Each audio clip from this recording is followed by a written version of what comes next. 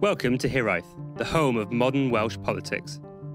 January is over, but the contest to replace Mark Drakeford as First Minister still has plenty of time to run, and there has been other news as well in Wales. Ospreys are causing more problems to the Welsh Government finances, and since the WRU budget negotiations, there's a child poverty strategy that's come out to much criticism, and there's also been very interesting debates over Senedd reform, the free-to-air status of the Six Nations, and of course, Tata Steel. Joining me to talk about this and much, much more is Richard Martin. Hello, Rich. Hello, Matthew. And Curry Davis. Hello, Curry. Evening, gentlemen.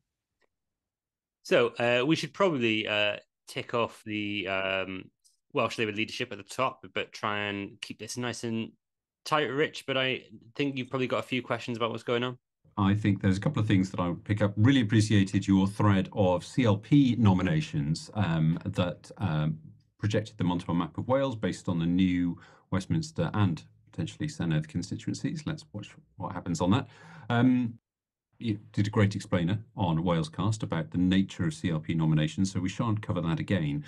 The thing that I just wanted to draw up is the surprising distribution of those CLP nominations. The bit that caught my eye was really the fact that Vaughan Gething has been working very hard to garner support from members of the Welsh Parliament and members of the UK Parliament in the North East. And all of the CLPs in the North East endorsed Jeremy, which I just find an interesting thing, particularly given what you might consider the fact that the North East of Wales would probably be more inclined to vote for what one might consider a more British Welsh candidate, and in the somewhat artificial way that the candidates have been divided, one would have assumed that that may have been Vaughan Gething. Kind of curious to know if you have any idea why that might be.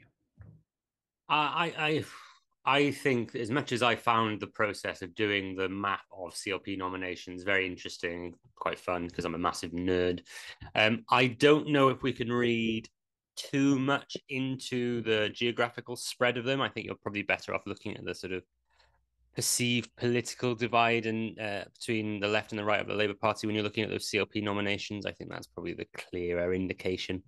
I think that those CLPs that traditionally back candidates more to the left have tended towards Jeremy. Those who have traditionally picked candidates of the Labour right have tended toward Vaughan, but it's not an exact science. And because of the nature of the discussion that's currently ongoing between those candidates, there's not a massive amount dividing them. So I think it's rather silly to start trying to draw arbitrary lines. It is just, I think, a mixture of whose local MS is backing who's organised the ground campaign to win those CLP nominations the best. And you're looking between 5 and 8% of people in each constituency Labour Party turning up to these nomination meetings.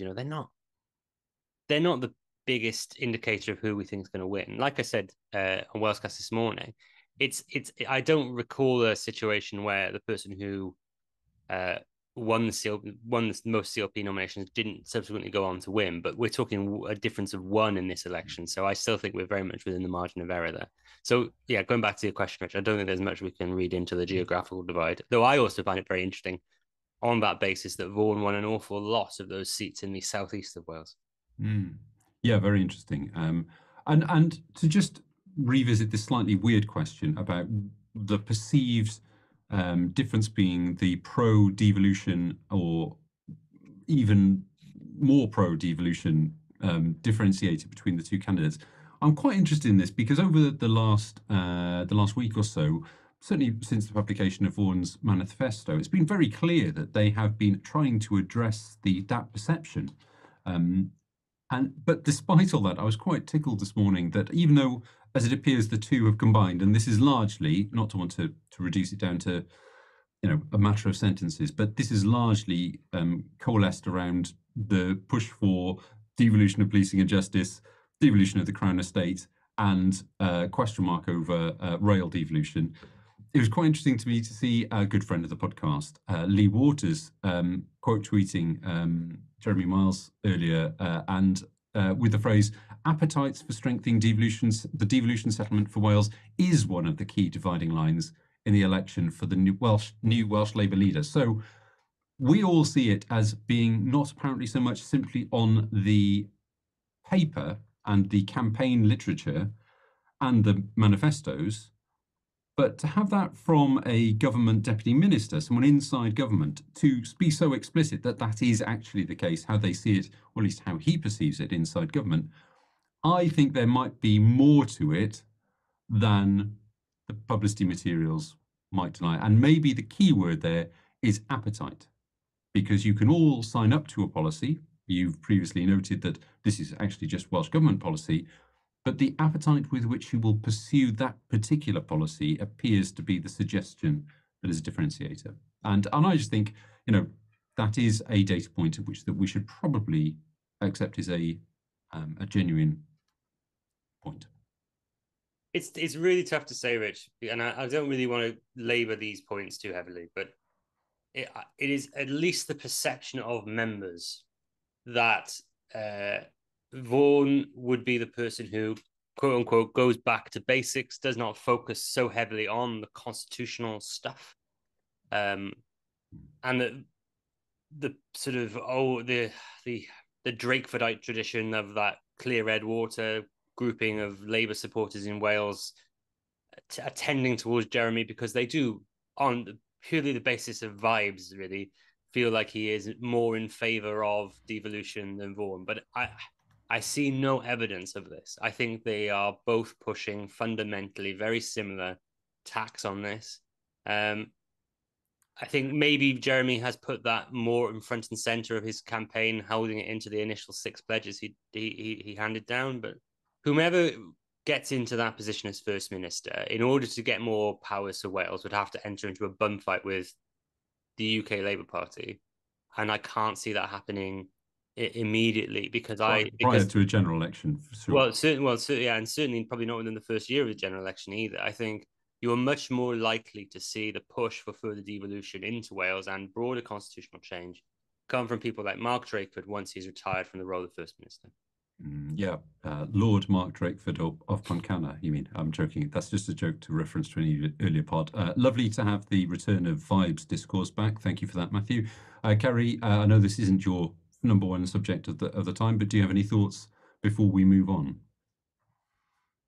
Let's just toss a coin and get one of them in. This both seem much for muchness to me.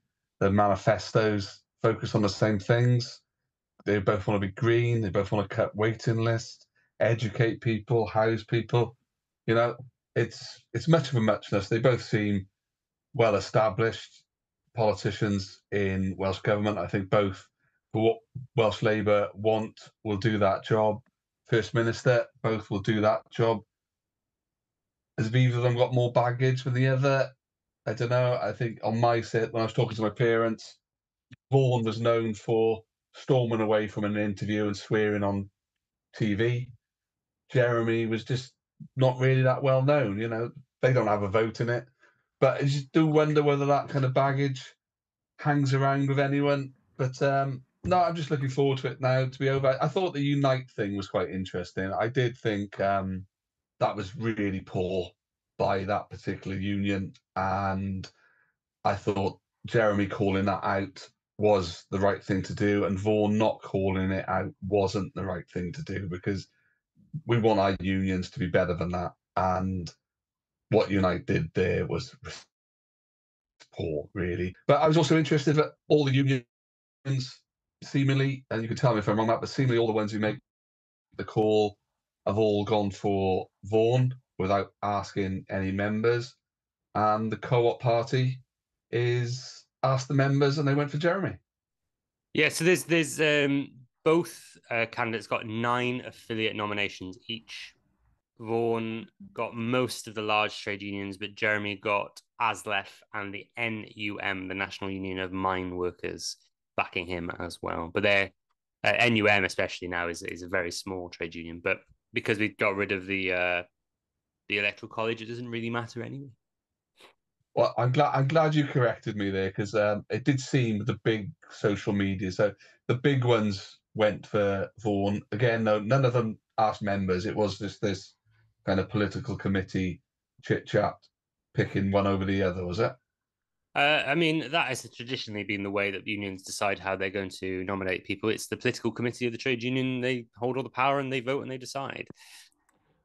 What would life be without a smoky room somewhere? I think, if I can just hop in, chaps, I do think the one thing that our friend of the pod, Will Hayward, has flagged in his latest newsletter that I think is really pertinent, though, is the COVID inquiry is looming, and it does coincide with the leadership election. I do think that there is a strong risk for the Vaughan Gething campaign that if that goes badly for him, that there could be some blowback on that. Can I tell you why I disagree? Yeah. Because the ballot opens on the 14th of February and the COVID inquiry in Wales is until the first week of March. Most Labour Party members will vote in the first week of receiving their ballots. Okay. Which makes me agree with Kerry. I think we should have had this contest be much tighter. But I just think most people who are going to vote would have voted by the time of that COVID inquiry. Okay, I'm right. Last thing on this. I'm into 5-dimensional chess on this as well. I think that there is a reputational issue based on my 2 taxi drives today with Vaughan Gething. I think there is a perception that people will feel that he is going to come in for a pasting in that inquiry, and that they might not want the First Minister to have that lingering around them. I just putting it out there because, taxi research is obviously the best research. Can I give you again my thought on this? So notoriety is a double-edged sword. Yeah. So people may have, and I'm not saying this, but you're putting to me the idea that people will associate Vaughan with a negative thing such as the COVID inquiry and how Welsh Government handle COVID. But at least they know who he is. Yeah, I know. I saw that poll. I know the poll you're thinking of. And the poll we're talking about, which we'll get into the Redfield-Wilton polling in a minute, but there was one bit of that which is who is most likely to be who do the voters want to be the next FM? Yeah. And a plurality of respondents said they would back Vaughan, but there was also a massive don't know category, which usually indicates that people don't really know who the candidates are at all. Yep. I'm fascinated if they'd run a dummy poll on that and they'd put a third candidate in that wasn't real. All proper geeks are aware of the polling I'm talking about. The poll where they put a fake Plaid Cymru MEP in, and like 15% of people said, "Oh, yeah, I've heard of them." I'd be fascinated to see what they did if they'd ran that poll like that, because I just don't think that the notoriety in the public at large of those 2 candidates is as high as people may think it is. I think we look back on the polling we had pre-pandemic of the Labour candidates there, and people were saying 5% knew who Mark Drakeford was. Obviously, that changed because of the pandemic. That I think is why Vaughan is doing so well in those polls, above and beyond everything else. More people have heard who he is. From my understanding of how the campaign is actually going on the ground, it is incredibly close. Incredibly close. We are talking genuinely within the margin of error here from the people who I have spoken to involved in both campaigns, who are doing all the work on the ground and speaking to members. It is a knife edge. The idea that one candidate is that far ahead, it's for the birds for me. I can't see it being true. Point of order. It was Elwyn Davies, a made-up name, came second in a list of best-known members of the European Parliament in 2016, and the Twitter account Elwyn Davies MEP still exists. Nice. For nerds. We mentioned Redfield polling, Redfield and Wilton polling. Yeah. Let's talk about what came out of that. What in the Welsh context? Sure. Sorry, just for those who don't know, Redfield and Wilton do a monthly Welsh polling tracker. So in the Westminster constituency vote, it shows Labour with a lead of 28% over the Conservatives, Reform on 12%, Plaid Cymru beaten into 4th place on 11%, the Liberal Democrats on 4%, the Greens on 4%, and other on 1%. And I've done some work on mapping that to our new constituency boundaries in Wales, and it delivered a calculation of 28 seats for Labour, 2 for Plaid Cymru, and 2 for the Conservatives. With obviously the massive caveats, it's universal swing, etc., and it's a projection, not a prediction. I don't necessarily think that Labour are going to win Ynys Môn, which this projection shows, and things like that. And we don't have good data for the new constituencies because they've never existed before. Exactly. We do not know how people will campaign and how they'll work. So this is an imprecise science, but broadly speaking, that's theoretically how the swing will show it going.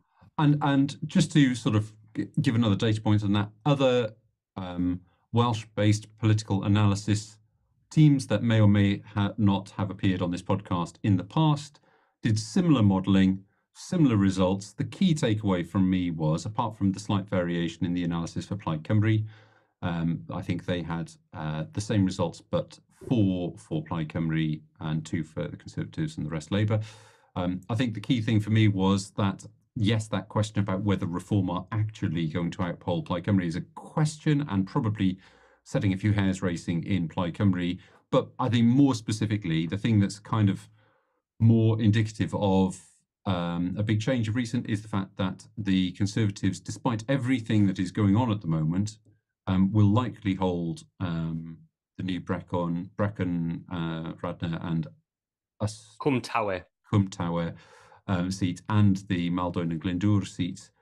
And I think that is an indication that, unfortunately, the Lib Dems continue to be nowhere to be seen from a Lib Dem point of view. Yeah, the danger for the Lib Dems, I think they're miles away, Montgomeryshire.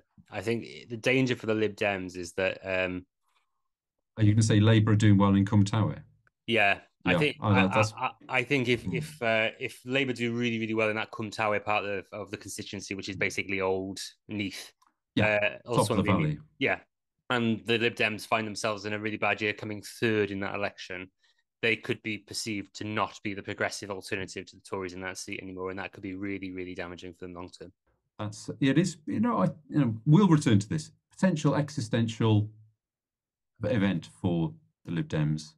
Until Kerry Powys Whisperer. Powys Whisperer, yeah. No, your thoughts?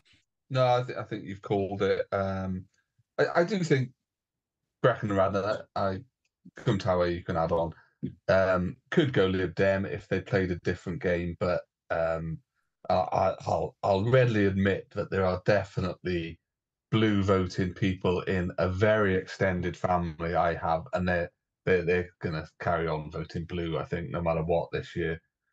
So I can't see that one changing. I don't know Montgomery so well at all. I don't know who the Lib Dems have picked there, but I do think choice of candidate in some of these areas is important, and I don't think the Lib Dems have got that quite right in BNR. Yeah, I think, with apologies to David, who I know has participated in some of our live events in the past, I think there is a long-standing question mark there that we've litigated in the past. I just don't think that in order to be a local candidate that breaks through the otherwise poor media showing of that party, you need to be truly, truly exceptional. And I don't know David well enough to say that he isn't that. But it is going to be really difficult, given how little press attention the Lib Dems get overall, to say that they'll be able to swing that dial far enough in order to take that seat. I just don't think they will be. And I know we've talked before about the potential for a Lib Dem revival in an expanded Senedd based on PR lists. But I do think what you've said earlier, Matt, I was mulling over this earlier. If Labour were able to take second place in Cwm Tawe, Brecon and Radnor, then actually I wonder if a lot of those people might think, well, actually we'll just cast for Labour rather than choosing the Lib Dems. Anyway, we've covered that. Shall we talk about the other Powys-related or Powys-adjacent story that's been in the news that might be lighten the tone a little bit? Come on, I need to hear Kerry's thoughts on Charleston Farm. No, it's a mess. It's another. I've come in. We're recording the end of a week, and I've been working away this week. I am shattered, and it's another one of the kind of continuing Wales budget mishaps, which throughout my career there's a litany of them. Some are in the public vein, like Rithu. Some aren't, and it's fine. I just find it quite depressing that we continue to have these. And it's 4.5 million. It's not a huge issue at Gileston Farm, but it's symptomatic of a wider budget and funding approach, which just really does grate on me. Matt, go on. What did you think of it? Well, I mean, I just find it so. I know I shouldn't. I know I really shouldn't. But I think it is one of the most Welsh stories I've ever heard in my entire life. That a significant Welsh Government investment has been kiboshed by a pair of nesting ospreys. It feels like a Monty Python sketch rather than existing in a serious democracy. Do you know what I mean? It's like, yeah, but read between the lines. It's not really the Ospreys, is it? The whole scheme, like it's been spun so well that we've got this environmental boom. But that's not what happened to the farm. They bought it with no business plan, a ridiculous kind of approach. No one knows why, what it was going to be for. It fell apart from when, as soon as it went public locally, and I think if you know the local area, and there's strong opposition to it by certain people, and it was just manna for heaven to the opposition, really, wasn't it? But it's just like I said, it's a wider budget issue for me. I don't understand why Welsh Government are buying farms for a private entity. Well, where's your banks? Where's the support for to do these business propositions? I just don't understand it. yeah, it certainly feels like something the Development Bank for Wales could have financed rather than the Welsh Government directly. Are you suggesting that the investment in a new TVR facility at Ebbw Vale is not going to stand the test of time? Oh, I don't know. It depends. What are your thoughts on Sony Imperfections? I love it. We do a whole top trumps on failed investments. I think that's absolutely. I'm still sad right. they didn't decide to put loads of money into the Circuit of Wales and the thousands of jobs that would have created. Hey, somewhere out there are two high things needing a cable car between them. And I'll have nothing more said on the matter. There's going to be a zip line in Cardiff. Have you seen this? What? From the Millennium Stadium. That might actually make some money. So, right, we've done that. And kudos to the committee, the Senedd committee that unearthed it and drew attention to that in the first place, the Jarlston farm. I think it was Public Accounts Committee, wasn't it? That really put a thing. Anyway, yep, great. I think James Evans needs a fair pat on the back as well. He's absolutely held the Welsh Government's feet to the fire on this, and as the local MS for Brecon and Radnor. And I would encourage people to go back and listen to the topical question that was on this week in the Senedd relating to Jarlston Farm, because he seemed angry and aggrieved, and I don't think the Welsh Government had really much to say in response. Yeah. Where are we going next, chaps? Well, I've had an awful month in terms of research, and it's been really busy. But one of the big ticket items, and there have been a lot of big ticket items, steel has obviously dominated, and we must touch on that. But you two, with your political anoraks on, the Commission report for Wales, which was published, I haven't really looked at it. Can someone give a quick synopsis of that and how it's been received? Because it's gone very quiet, and I'm just not in the loop on it. So that report came out with a number of recommendations. Basically, it tried to look at whether Wales could be an independent country, whether Wales could have additional devolution, or whether basically Wales should stay much the same. It said that an independent Wales could be viable, which Plaid Cymru then ran with for days, saying independent Wales was viable. To me, if you didn't think that before, why have you been campaigning for Welsh independence for as long as you have? But anyway, and it's viable as a marketing tool goes, is not necessarily the way I would describe my dream project either. Beneficial maybe the way I would try and at least sell it a little. But it also, within that report, recommended a devolution of a whole raft of additional powers to Wales. It has basically been the culmination of a multi-year process that originates out of the cooperation agreement between the Welsh Government and Plaid Cymru. And I think whilst it received a little bit of positive media attention in the days that immediately followed it, it has rather quickly fallen off. And I think that it will be another very expensive shelf warmer, Kerry. You'll be glad to hear. Just picking up on that, Matt, I wouldn't say I'm pleased to see it as a shelf warmer. I think that's one of my bugbears. But from what you just said and from my initial news report reading of it, well, I haven't done the detail yet. It's been phenomenally busy month, but it does sound like a lot of it was what you could have written when it started. Really, I don't think there isn't any surprises in there. Really, is there? It's very in keeping with basically every report we've had in the history of devolution, right? Which is saying that in order to be effective, the place needs a greater remit because it comes out of a cooperation agreement with Plaid Cymru. There is obviously going to look at the question of independence, but it's not a glowing recommendation for independence. It essentially says that Wales could be an independent country. Of course, Wales could be an independent country. There are smaller, poorer countries than Wales. Of course, Wales can be an independent country. But what the report doesn't necessarily do is lay out the groundwork for how that could happen and how it could benefit Wales. And it doesn't do that because it's not the remit of the report. That is for political parties to make the case and convince the electorate of it. But no, I agree with you, Kerry. I don't think fundamentally this report has moved the dial massively.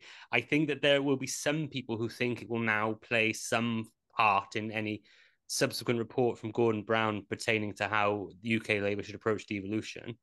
But as we've seen from comments from the Shadow Secretary of State for Wales immediately after the report came out, I don't think it is indicative of a UK Labour Party willing to move, incredibly rapidly in that direction. I think any constitutional change that happens in Wales will be significantly more piecemeal and gradual.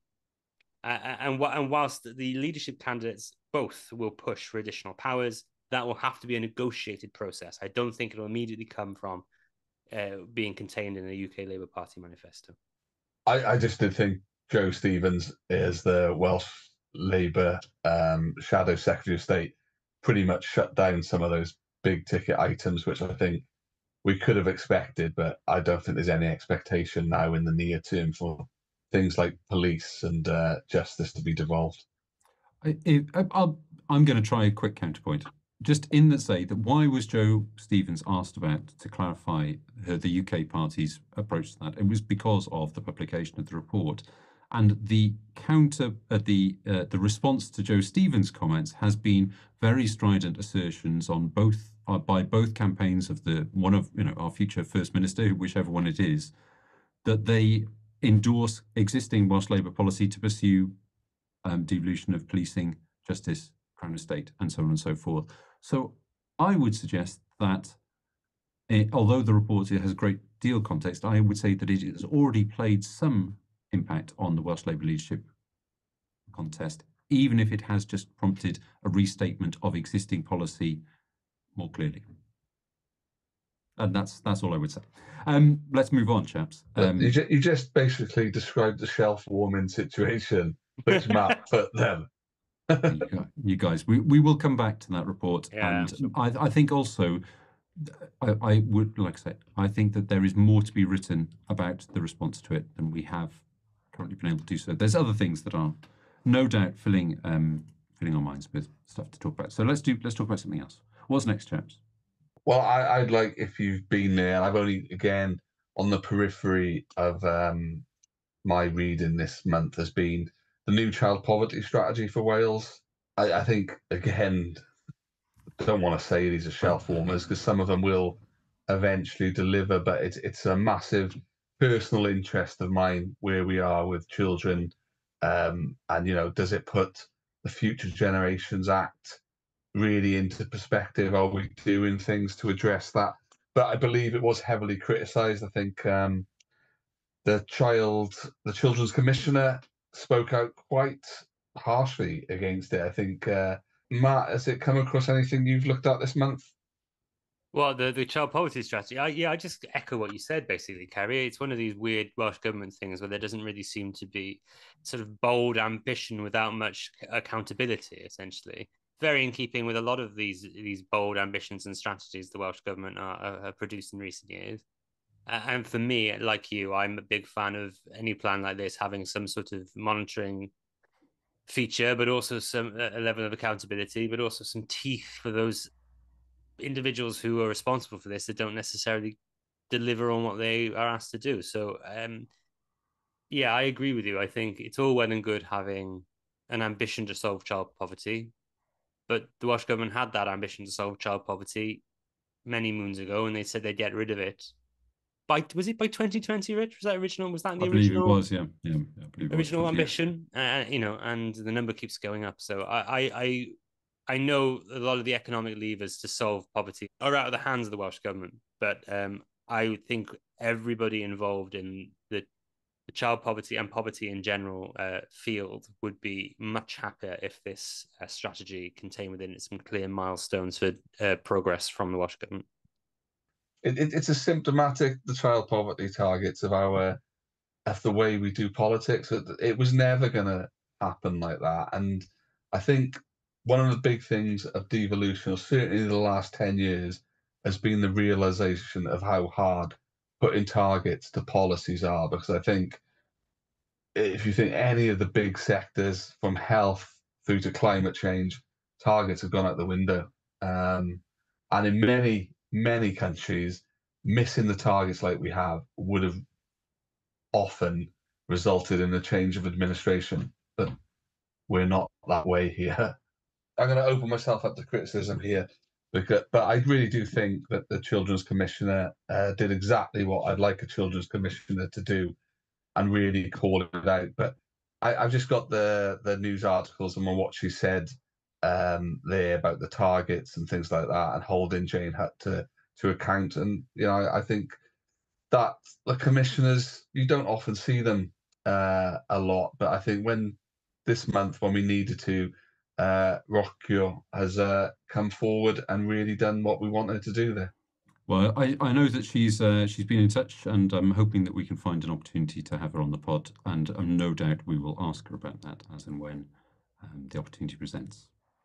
You also, moving on, Kerry, you also have put a whole bunch of transport-related stuff, unsurprisingly.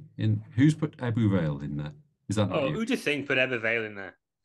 Yeah, well, that was me. Before we do these monthly pods, I do like to have a look to see what Welsh Government have announced, because I do think some of what goes out, it just slips under the radar, and the Welsh Government news and announcement pages are a real useful place to find out exactly what's going on in Wales. And there's a huge amount that goes on which doesn't get in any kind of news publication. So I do have a look at that before we do these catch up and see what's happened and what's out. And there is but I worked back in the early noughties on opening up the Ebbw Vale line, and at that time the spur there, it was meant to go to Newport as well. So I had to mention and put in the script that the Ebbw Vale to Newport rail service did start a couple of days ago.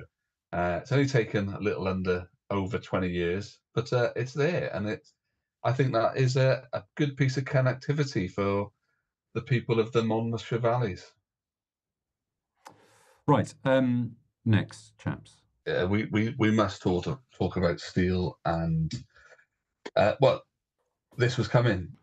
Professor Calvin Jones has written and spoken around the future of steel in Wales for a long time, many years. And I share his frustrations with that kind of look at the future, that horizon scanning we probably should have been doing 15, 10, 5 years ago even, has just been kicking the can down the road. So green steel, whether you think that's a proposition, using hydrogen, whether that's a proposition, or it's seemingly where we're going, the electric arc furnaces, we just haven't planned or prepped to an extent that we should have. And it's not what we didn't know, because like I say, we've got some of our foremost thinkers, economists, academics in Wales have been calling this quite some time.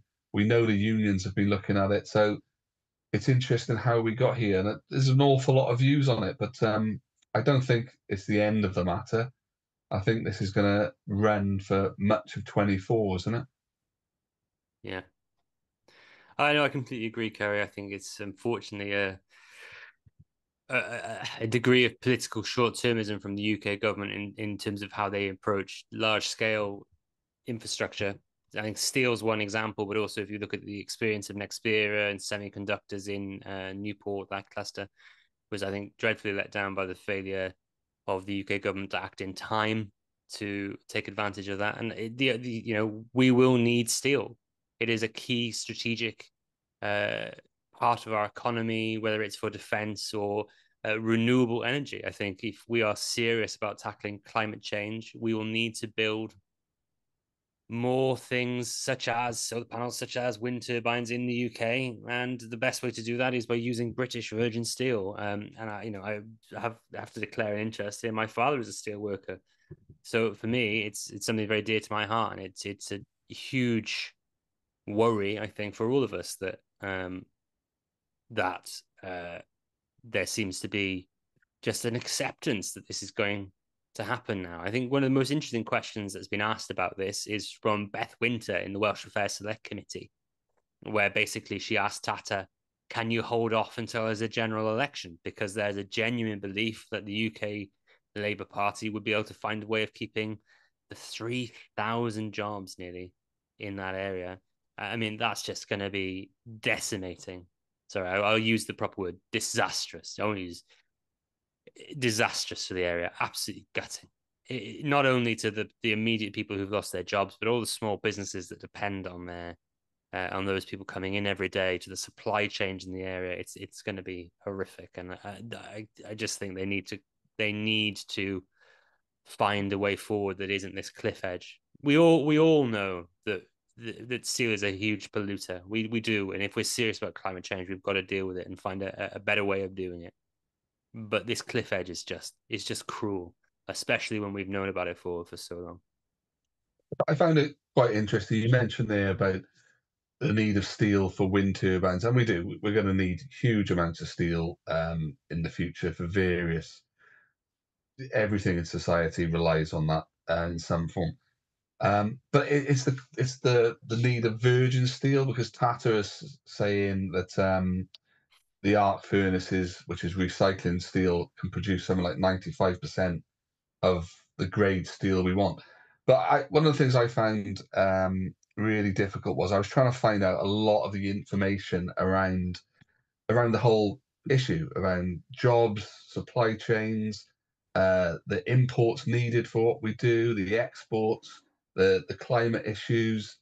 And I found it really strange that in the government announcements which came out, both Welsh Government, UK Government, etc., there was no kind of link to a really comprehensive information pack about the arguments one way or another. And I thought that was quite strange. Some of the unions' announcements were quite good, but to be honest, the best announcement with the most information that was put out, I found in January, was by Tata. I thought that might have said something as well about all those involved in it. Well, it does appear that Tata have held out hope for people like Beth Winter that if the UK government was willing to put a little bit more money in, that they would keep things going in the short term.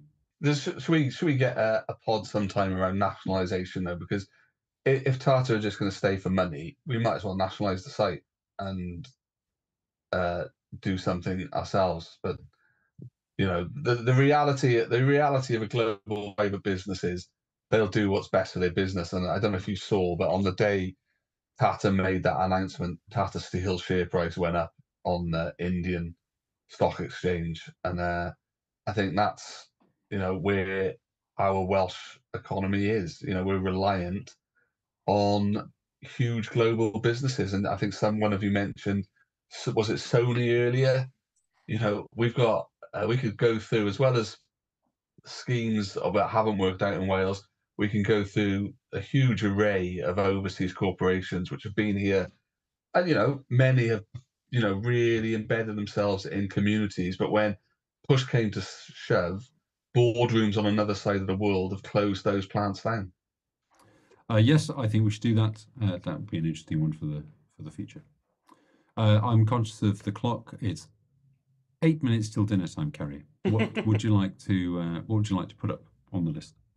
So we have got rugby this weekend. We do. I don't think you're looking at that for me being fun and frivolous, mate. When I'm going to predict we're going to get battered. There's going to be a cricket score against the Scots. Well, I'm looking forward to attending in person. But for Oh, those very people nice. who aren't going to be attending in person, are the Six Nations going to be free to air for the foreseeable? I don't know if you've seen this campaign that the Welsh Conservatives, interestingly, put forward to try and retain free to air access to the Six Nations, and well, unsuccessful in terms of getting a response from UK government, but quite an interesting, one might describe it as a tactical move politically to be the champions of rugby free to air in Wales. As someone who, as you well know, is quite concerned with all matters broadcasting and communications, I find it continually interesting that given that we have largely 4 independent sporting nations within the UK, that the reserve list of sporting events that have to be free to air has no devolved aspect whatsoever, and that the UK government can decide unilaterally what is and isn't important. So there is a genuine case to be had, I think, or discussion to be had about whether Wales should be able to have a voice about what is a free to air event for its audiences of its national team in Wales. But it did surprise me that it was the Conservatives that made the biggest splash about that. I find it very interesting during that debate that the Welsh Conservatives well, obviously they care about this, I think, genuinely. There's a number of rugby players in that group and massive rugby fans. But it's something that Sam Curtin said during that debate, which is, this is us as Welsh Conservatives underlining the Welsh in our name. They mean it when they say this. I think it is a cultural part of their Welsh conservatism that they think this should be free to air, and it is a shame that the Conservative MPs in Westminster from Wales voted against this measure the other day. But broadly, the issue in the Senate is unanimous. Everyone thinks this should be free to air, and I'm not in the business of defending the WRU at all, especially not at the minute. But they are saying that if they aren't allowed to question whether the rugby games should be on paid TV, they're not sure how long they'll survive, basically. And I think that if you look at the general economic state of the game in Wales, where we're really struggling to keep 4 regions going, we're losing players to Japan, to England, and to the NFL now, simply because these players can earn such larger sums of money. They don't have long careers, and the money isn't actually that good, really, compared to other professional sports people, especially with the profile that they get. There's a big question to ask, that how viable will the game be if you don't have this money coming through? And don't get me wrong, I remember watching the Ashes in 2005 on Channel 4 and falling in love with cricket. That's why I fell in love with cricket, is because I could watch it on free-to-air TV. But I fell in love with football too, and I could basically only watch the FA Cup games when they were on BBC and ITV, and go to the Ninian Park with my dad. There are ways around it. I don't want rugby games off free-to-air BBC TV. I'll say the less I say about ITV's commentary, the better. But fundamentally, I want them on free-to-air TV. But there is a big question to ask about the sustainability of funding of the game, not only in Wales but across the UK and the British Isles. So it's just a word of caution. I want them to stay on BBC, absolutely. But if that's your position, let's have a serious conversation about where we find the money to make sure the game survives. Certainly, sporting rights from a broadcast point of view are expensive.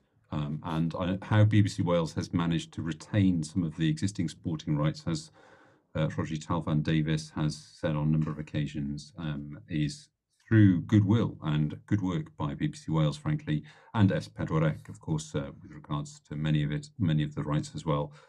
It is a balancing act, but my word, isn't it an interesting sight to see the Welsh Conservatives, really thinking hard about what their core values are, and landing with this particular issue to champion at a time when, the party across the border has been increasingly, in inverted commas, not on the, perceived as not being a representing Wales particularly well. I think it's very interesting.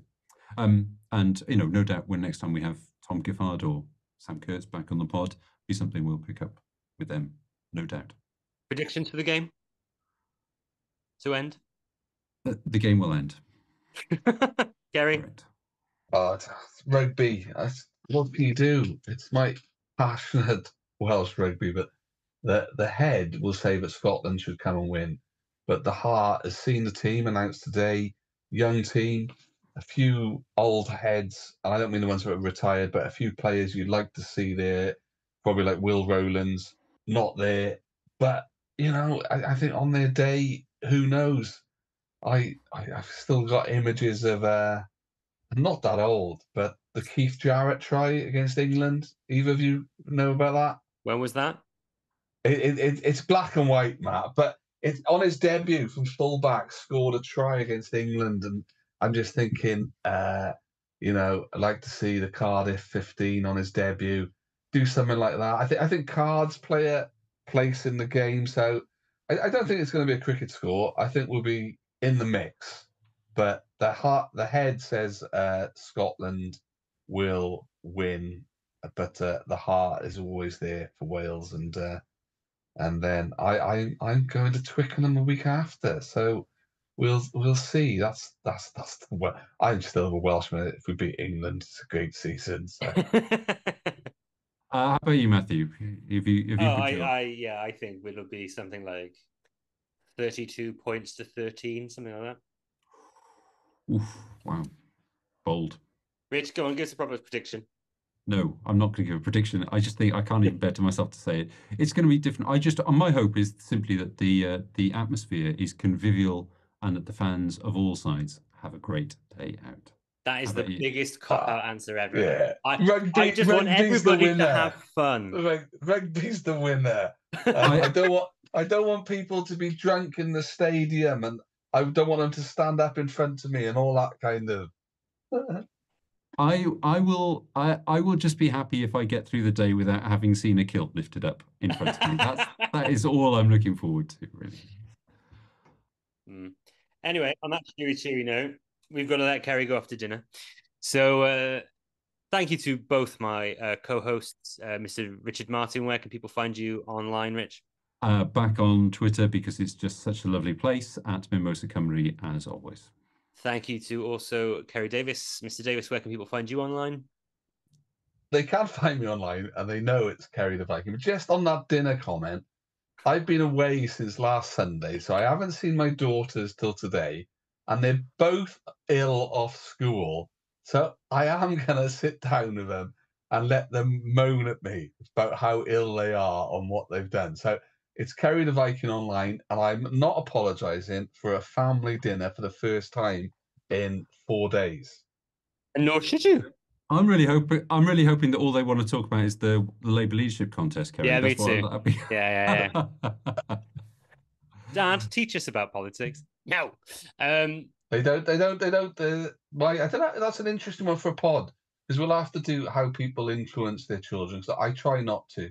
They don't get any of that at all. They got to make their own mind in life and the world and stuff. So that would be an interesting one to look at, how people do that. That's a good idea for a future pod. You can find me on Walescast. Thank you. Well done. You can find me at Hexter101. Thank you very much for listening. And if you've enjoyed what you've heard, please don't forget to find us on all the socials at Hiraeth Pod. You can go to our website, www.walespolitics.com.